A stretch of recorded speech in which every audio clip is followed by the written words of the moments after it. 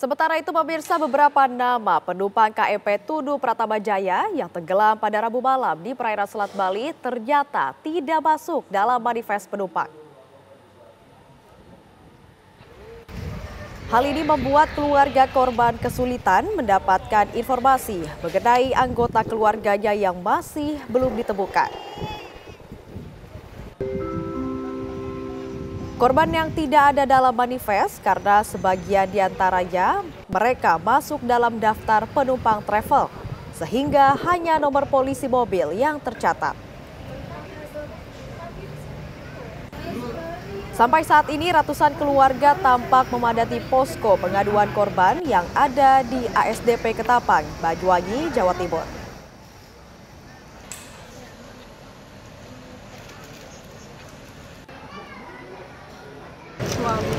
Suaminya Muhammad Wahyudi.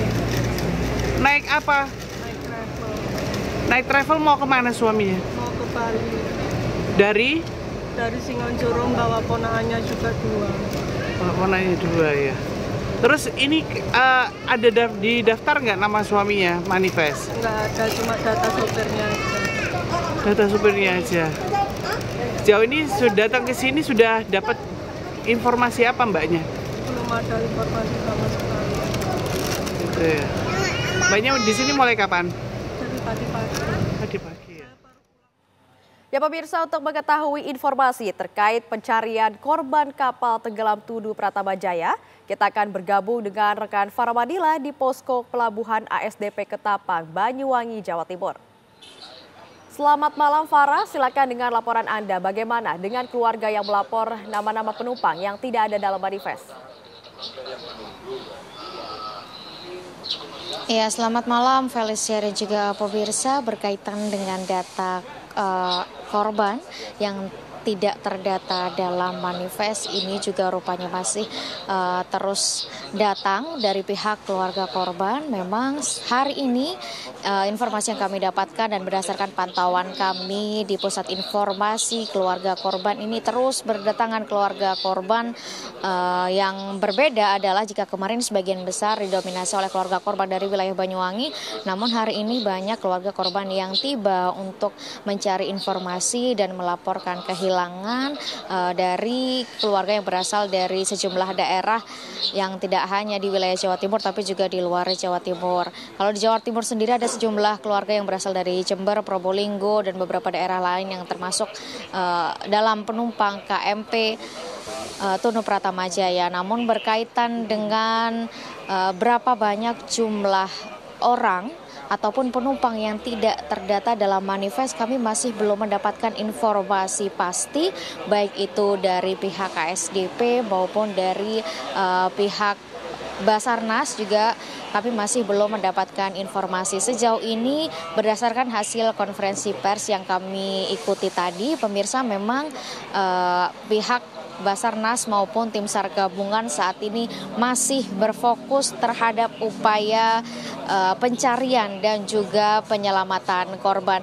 Kalau berkaitan dengan data penumpang yang tidak termasuk dalam manifest, saya memang sempat mewawancari sejumlah keluarga yang memang hasil dari wawancara tersebut banyak sekali keluarga yang melaporkan bahwa keluarganya yang menjadi korban ini tidak tergabung dalam atau tidak terdata dalam manifest karena mereka mengikuti travel. Saya juga sempat mewawancari sejumlah travel yang menyatakan bahwa salah satu travel ini membawa 4 mobil dengan penumpang. Satu penumpang ini sebanyak 10 orang. Artinya kalau satu mobil saja ini jumlahnya 40 orang.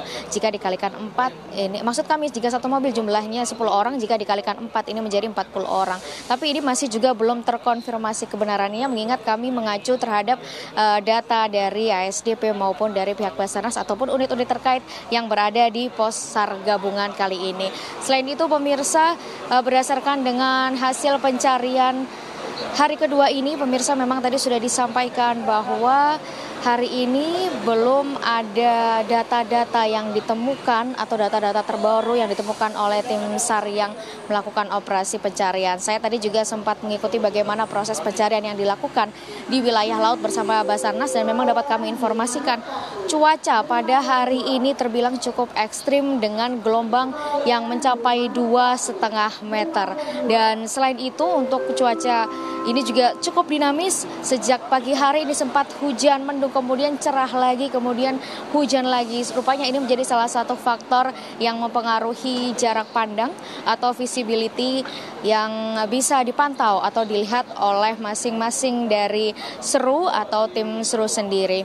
Dan untuk perencanaan operasi pencarian hari ketiga, malam hari ini pemirsa di belakang saya tim Basarnas ini masih terus melakukan pemantauan cuaca di sekitar termasuk pemetaan area-area lokasi mana yang besok akan dilakukan pencarian termasuk dengan alut apa yang akan digunakan dalam proses pencarian hari ketiga. Informasi yang kami dapatkan memang ini dipersiapkan akan ada KRI, namun kami belum mendapat informasi pasti kapan kira-kira KRI atau 2 KRI dari TNI AL ini datang dan turut terlibat dalam melakukan pencarian.